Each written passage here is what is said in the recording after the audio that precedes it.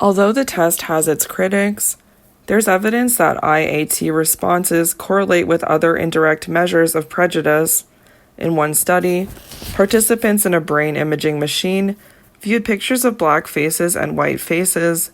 The participants' earlier IAT responses to black faces were significantly correlated with heightened neural activity in the amygdala, a brain center associated with fear and emotional learning, in response to the black faces.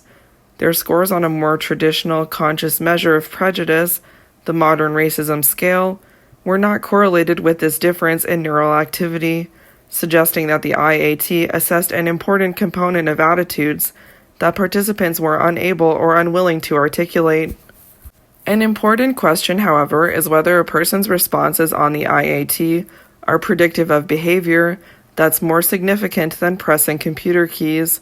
In one study addressing this question, participants interacted with a white experimenter, took the IAT, and then interacted with a black experimenter.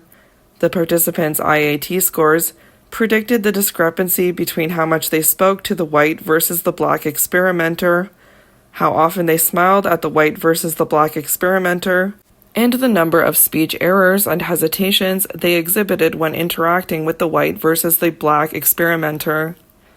Priming and implicit prejudice. Social psychologists have also used priming, mental activation, procedures, see Chapter 4, to measure prejudices that individuals might not know they have or that they may wish to deny. The logic is simple.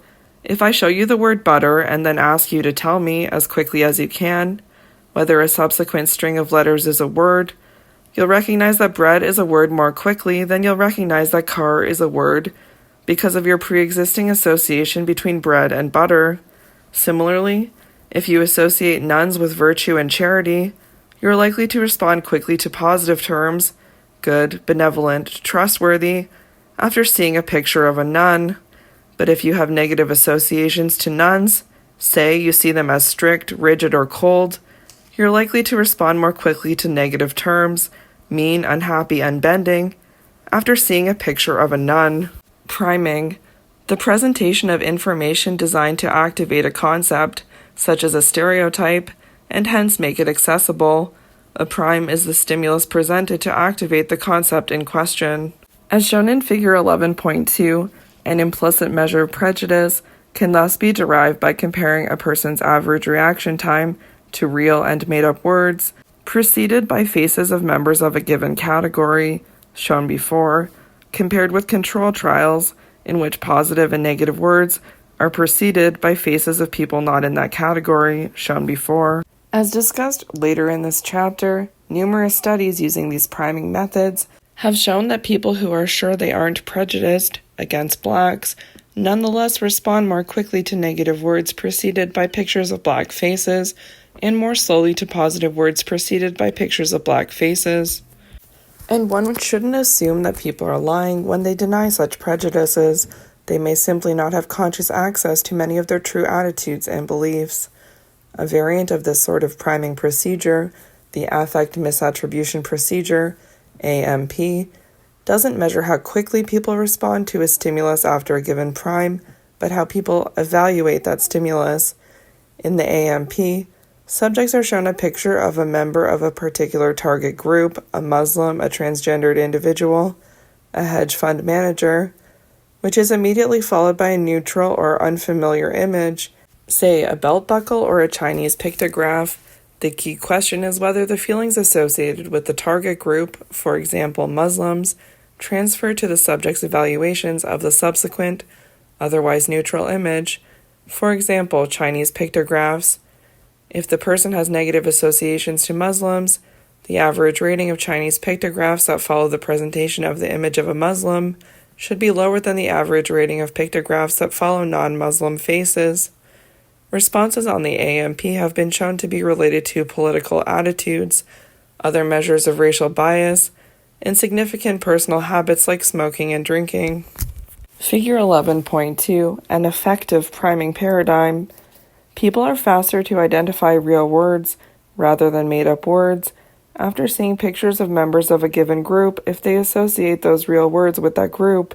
In this example, Someone with negative associations about black people would be faster to recognize dangerous as a real word after seeing a picture of a black person's face. So you can see in the picture, the prime is a black man, and then the target is dangerous. Is it a real word? And then there's a picture of a white man.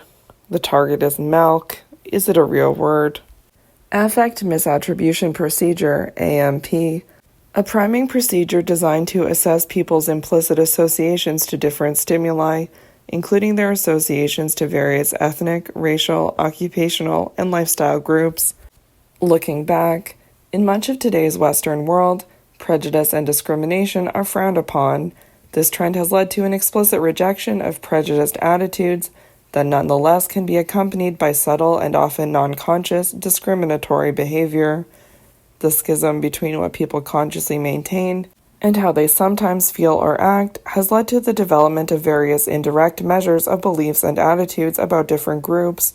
These include the implicit association test and priming procedures, which measure the degree to which different groups trigger positive or negative associations. The economic perspective. Not surprisingly, some of the most intense intergroup tensions arise between groups that vie for the same limited resource.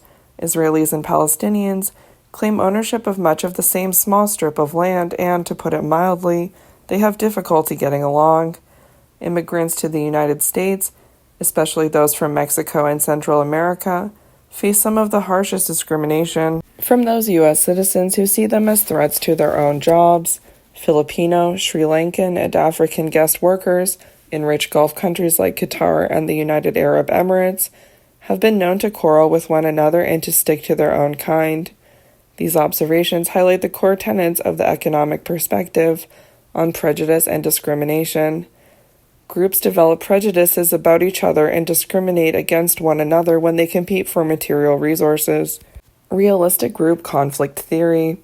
One version of the economic perspective has been called realistic group conflict theory because it acknowledges that groups sometimes confront real conflict over economic issues. According to this theory, prejudice and discrimination often arise from competition over limited resources. The theory predicts correctly that prejudice and discrimination should increase under conditions of economic difficulty, such as recessions and periods of high unemployment.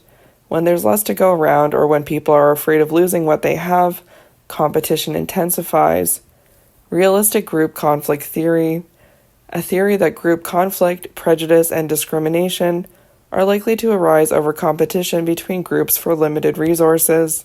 The theory also predicts that prejudice and discrimination should be strongest among groups that stand to lose the most from another group's economic advance.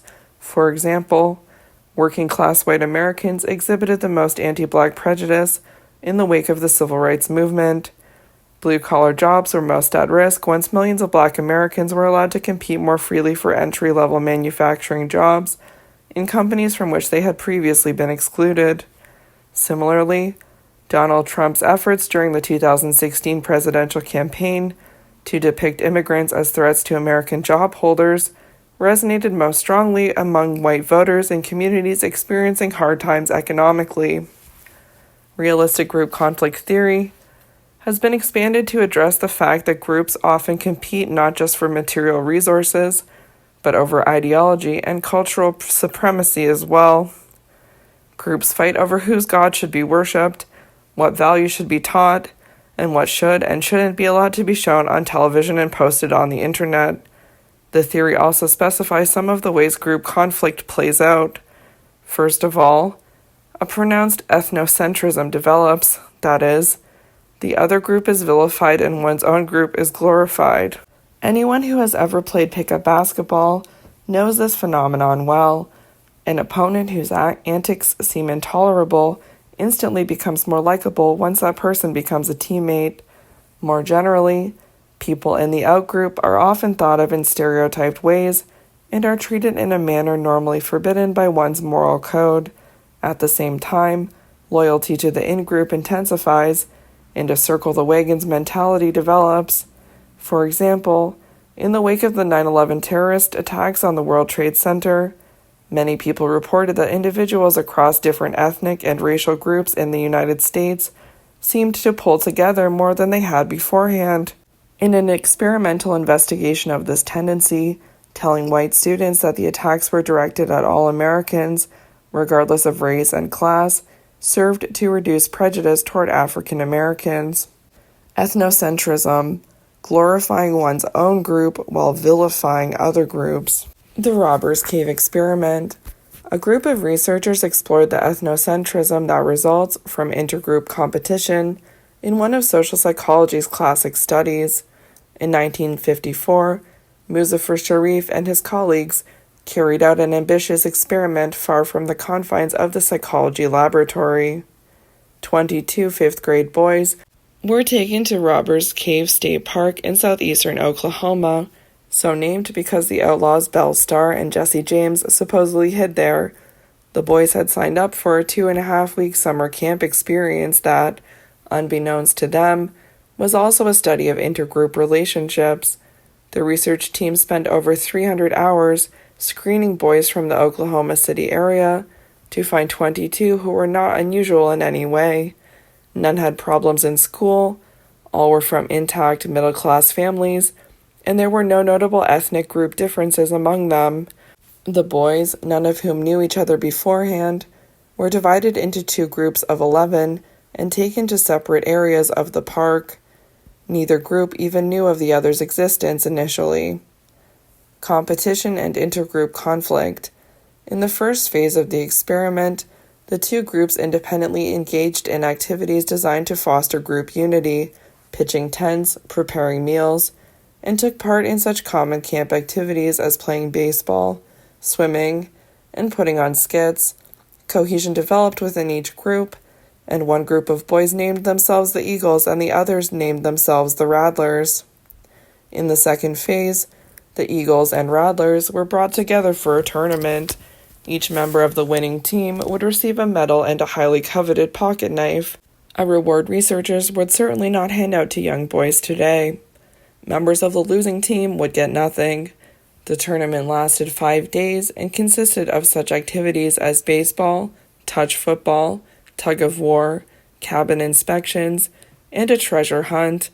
The competitive nature of the tournament was designed to encourage each group to see the other as an obstacle to obtaining the reward, and hence as a foe, and that's exactly what happened. Without knowledge of the roots of hostility, we cannot hope to employ our intelligence effectively in controlling its destructiveness. Gordon Allport, American psychologist. Competition in the Robbers Cave experiment. 2 groups of 5th graders participated in a study that demonstrated intergroup competition and cooperation. A. During an early phase of the study, the 2 groups competed against each other, as in this tug-of-war contest. B. This competition led to numerous acts of aggression. They raided each other's cabins, called one another names, and stole things from one another, as shown here with the Rattlers showing off a pair of pants they stole from a member of the Eagles. So in the first picture, you can see each team is playing tug-of-war, one on either side of the rope and pulling. And the second one, someone has a long stick and they're holding up a pair of pants. From the very first competitive encounter, and with increasing frequency throughout the tournament, the 2 groups hurled insults at each other, calling those in the other group bums, cowards, stinkers, and so on. Although such terms may be tamed by today's trash-talking standards, they are clearly not terms of endearment, and they differed markedly from the self-glorifying and congratulatory comments the boys made about members of their own group. Expressions of intergroup hostility, moreover, weren't limited to words. The Eagles captured and burned the Rattlers' flag, which naturally led to a retaliatory theft of the Eagles' flag. Food fights broke out in the dining area, they raided each other's cabins, and they issued challenges to engage in physical fights, reducing intergroup conflict through superordinate goals. The third and final part of the experiment is in many ways the most important, because it dealt with how to reduce the conflict between the 2 groups. On 7 occasions, over the next 2 days after the competition was over, the 2 groups were simply brought together in various non-competitive settings to see whether their hostility would dissipate. It didn't. Simple contact between the two groups just led to more name-calling, jeering, food fights, and insults. Given that simple, non-competitive contact failed to reduce hostility between the two groups, the investigators next tried confronting the boys with a number of crises that could be resolved only through the cooperative efforts of both groups. For example, the water supply to the camp was disrupted, and the entire length of pipe from the reservoir to the campgrounds had to be inspected to find the source of the problem, a task made much more manageable if the boys in both groups were assigned to inspect different segments of the line together. In another example, a truck carrying supplies for a campout at a distant area of the park mysteriously broke down, and the boys were instructed to try to get it running again. The investigators left a large section of rope near the truck, hoping the boys might try to pull the truck to get it started. One of the boys said, "Let's get our tug-of-war rope and have a tug-of-war against the truck." In doing so, members of both groups intermingled throughout the length of rope and pulled it together. Cooperation in the Robbers Cave experiment. To study ways of diminishing intergroup conflict, Sharif and his research team engineered a number of crises that could be overcome only if the two groups worked together. A. Here the boys pulled a stalled truck, something that could be done only if everyone pitched in. B. Working together on these superordinate goals led the two groups of boys to set aside their differences and become friends. So in the first group, you can see all the boys pulling the truck, and in the second group, you can see all the boys clustered together like in a friendly manner. Relations between the two groups quickly showed the effects of these superordinate goals that could only be achieved by both groups working together. Name-calling abruptly dropped off, and friendships between members of the two groups developed. When the study was completed, the boys insisted that everyone return to Oklahoma City on the same bus, rather than on the separate buses on which they had arrived. And when the bus pulled over at a roadside diner, the Rattlers, who had won $5 in an extra competitive event held after the main tournament, decided to spend their money on malted milks for everyone, Eagles included. Yes, $5 could buy a lot of malted milks in 1954. The hostility produced by 5 days of competition was erased by the joint pursuit of common goals. In short, a happy ending. See box 11.2, page 374. Superordinate goal. A goal that transcends the interests of any one group and can be achieved more readily by two or more groups working together. The Robbers Cave experiment offers several important lessons. One is that neither differences in background, nor differences in appearance, nor a prior history of conflict are necessary for intergroup hostility to develop. All that's required is that two groups enter into competition over rewards that only one can attain. Another lesson is that competition against outsiders often increases group cohesion. This tendency is often exploited by political demagogues who invoke the threat of outside enemies to try to stamp out dissension or deflect attention from problems or conflict within the group itself. The final lesson points to how intergroup conflict can be diminished. To reduce the hostility between certain groups, policymakers should think of ways to get them to work together to fulfill common goals.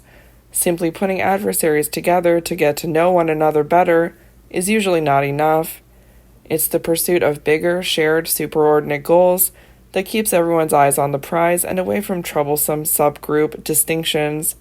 We'll return to the subject of how to reduce intergroup hostility later in this chapter when we discuss efforts derived from more than just the economic perspective to reduce stereotyping, prejudice, and discrimination. Integration of the military. The integration of different racial and ethnic groups has been remarkably successful in the U.S. military, where soldiers cooperate to accomplish the shared goal of defending the nation. So you can see a picture of black and white American military soldiers together, training. Box 11.2, focus on education. The jigsaw classroom. School classrooms can often be competitive places where students try to outdo one another for the top grades. not the type of environment that is most conducive to building intergroup harmony and acceptance. But what would happen if the classroom were made less competitive? Might a more cooperative learning environment improve academic performance and intergroup relations in integrated settings? Social psychologist Elliot Aronson developed a cooperative learning procedure to find out. When the public school system in Austin, Texas, was integrated in 1971, the transition was not smooth. A disturbing number of physical confrontations took place between Black, Hispanic, and white children, and the atmosphere in the classrooms was not what proponents of integration had hoped it would be. The superintendent of schools invited Aronson to do something to improve matters. Mindful of the lessons of the Robbers Cave experiment, Aronson wanted to institute procedures that would unite students in the common goal of mastering a body of material, rather than competing for the highest grades and the teacher's attention. He and his colleagues came up with something called the jigsaw classroom. In the jigsaw classroom, students are divided into small groups of about 6 students. Every effort is made to balance the groups in terms of ethnicity, gender, ability level, leadership, and so on. The material on a given topic is then divided into 6 parts, and each student is required to master one part, and only one part, and teach it to the others. For a lesson on Russian President Vladimir Putin, for example, one student might be responsible for the history of the Soviet Union, another for the history and workings of the KGB, a third for Putin's childhood, a fourth for the current political and economic situation in Russia, and so on. By dividing the material this way, Aronson ensured that no student could learn the entire lesson without help from peers. Each student's material must, like the pieces of a jigsaw puzzle, fit together with all the others for everyone in the group to learn the whole lesson. The students' dependence on one another dampens the usual competitive atmosphere and encourages them to work cooperatively toward a common goal. To the extent that the groups are ethnically heterogeneous, members of different ethnic groups gain the experience of working together as individuals rather than as representatives of particular ethnic groups. The effectiveness of this approach has been assessed in field experiments comparing students in jigsaw classrooms with those in classrooms that teach the same material in the usual fashion. These studies have typically found that students in the jigsaw classrooms like school more and develop more positive attitudes toward different ethnic groups than students in traditional classrooms. Thus, the lessons learned from the Robbers Cave experiment, that intergroup hostility can be diminished by cooperative activity directed at a superordinate goal, have profound practical significance. A simple classroom procedure derived from these lessons, one that can be used in conjunction with traditional, more individualistic classroom exercises, can boost academic performance and facilitate positive racial and ethnic relationships. Looking back, consistent with the economic perspective, prejudice can arise from conflict between groups over limited resources.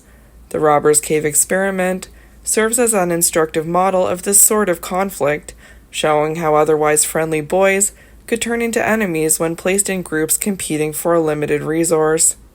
The hostility between the groups evaporated when they had to cooperate to achieve superordinate goals of value to both groups. The motivational perspective. Hostility between groups, it turns out, can develop even in the absence of competition. In the Robbers Cave experiment, there were signs of increased in-group solidarity when the two groups first learned of each other's existence before they were engaged in or even knew about the organized competition. Midway through phase 1 of the experiment, when the two groups were still being kept apart, they were allowed to get within earshot of each other. The mere fact that another group existed made each set of boys take their own group membership more seriously. Both groups quickly became territorial, referring to the baseball field as our diamond rather than the diamond, and a favorite swimming spot as our swimming hole. Soon after learning about each other's existence, both groups wanted to run them off and challenge them. The fact that these developments took place before any competition had been arranged indicates that intergroup hostility can develop merely because another group exists. The existence of group boundaries among any collection of individuals, then, can be sufficient to initiate group discrimination. The motivational processes that lead to this sort of hostility have been explored in a telling research paradigm, the minimal group paradigm. People's readiness to adopt an us versus them mentality has been extensively documented in experiments using the minimal group paradigm, pioneered by Henry Tajfel. Tajfel's lifelong interest in intergroup dynamics can be traced to his own experiences as a young man. Because of restrictions on Jewish higher education in Poland, Tajfel immigrated to France to study at the Sorbonne. When World War II broke out, he volunteered to serve in the French army, which he did for a year before being taken prisoner. He spent the rest of the war in a German prisoner of war camp, fully aware that if his captors had thought of him as Jewish rather than French, he would have shared the same fate as everyone else in his immediate family, none of whom survived the war.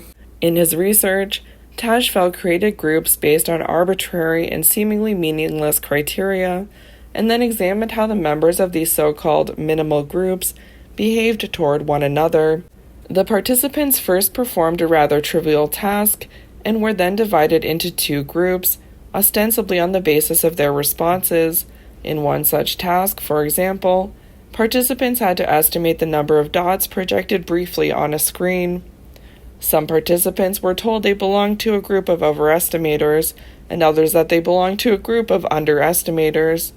In reality, the participants were randomly assigned to the groups, and they learned only that they were assigned to a particular group. They never learned who else was in their group or who was in the other group. Thus, what it meant to be part of a group was boiled down to the bare minimum. The category was arbitrary, and members of each group did not know who the other members were. After learning their group membership, the participants were taken to separate cubicles and asked to assign points, redeemable for money, to pairs of their fellow participants. They were shown multiple pairings of pre-assigned point values, where one amount would go to a participant who was in the group they were in, the in-group, and the other amount to a participant in the out-group. See Table 11.1 for an example. If you assign a member of the in-group 18 points, then the member of the out-group gets only 3 points, as shown in the first column. If you assign the member of the in-group 17 points, the second column, then the member of the out-group gets 5 points, and so on. Participants assigning points didn't know the individual identity of those to whom they were awarding points. All they knew was the other participants' group membership. In this way, the investigators could determine whether participants assigned points equally to members of the in-group and out-group, whether they instead maximized the total point payout regardless of group membership, or whether they maximized the points given to the in-group over the out-group, even if the in-group could have gotten more points through other choices that would have given the out-group more points as well. In Table 11.1, for example, someone who chooses 13 and 13 would appear to be interested in equality. Someone who chooses 9 for the in-group member and 21 for the out-group member would appear to be interested in handing out the greatest number of points overall. And someone who chooses 18 for the in-group member and 3 for the out-group member would appear to be interested in maximizing the relative advantage of the in-group over the out-group, even though the in-group could have gotten more in the pairing that gives the in-group 21 points, but also gives the out-group a more generous amount of points at 15. Numerous experiments have shown that a majority of participants are interested more in maximizing the relative gain for members of their in-group over the out-group than they are in maximizing the absolute gain for their in-group. A moment's reflection reveals just how extraordinary this is. The participants don't know who the in-group and out-group members are. The points awarded are never for themselves, and of course, the basis for establishing the two groups is utterly meaningless. Yet participants still tend to favor their minimal in-group.